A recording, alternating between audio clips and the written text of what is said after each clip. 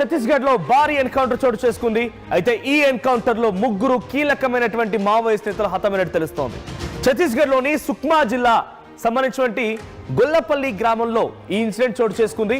So Gollapalli గ్రామంలో అక్కడ మావోయిస్టులు ఉన్నారనేటువంటి సమాచారం అందింది. అయితే ఆ సమాచారం ఆధారితంగానే భద్రతా బలగాలు కూంబింగ్ నిర్వహిస్తే ఈ కూంబింగ్ లో అటు మావోయిస్టులు కూడా ఎదురు కాల్పులు జరిపారు. సో ఒకరిపైపు ఒకరు కాల్పులు జరపడంతో ఈ కాల్పుల్లో ముగ్గురు మావోయిస్టులు హతమయ్యారు. దాంట్లో ఓ మహిళా మావోయిస్ట్ నేత కూడా ఉన్నట్టు తెలుస్తోంది. అయితే ఇటీవల కాలంలో కొమరంభీం ఆసిఫాబాద్ జిల్లాకు సంబంధించినటువంటి సిర్పూర్ కాగజ్ నగర్కి సంబంధించినటువంటి ఆ ప్రాంతంలో సిర్పూర్ యు దగ్గర ఓ ప్రాంతంలో 16 మంది మావోయిస్టులని పోలీసులు అరెస్ట్ చేసినట్టు తెలిసిందే.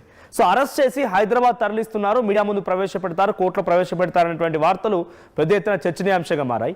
అయితే ఇంతవరకు కోర్టులో ప్రవేశపెట్టలేదు, పోలీసులు మీడియా ముందు కూడా వారిని ప్రవేశపెట్టే ప్రయత్నం చేయలేదు. దీంతో ఇప్పుడు హతమార్చినటువంటి దాంట్లో 16 మందిలో నుంచే ఓ ముగ్గురిని హతమార్చారు అనేటువంటి ఒక ప్రచారం కూడా జోరందుకుంది.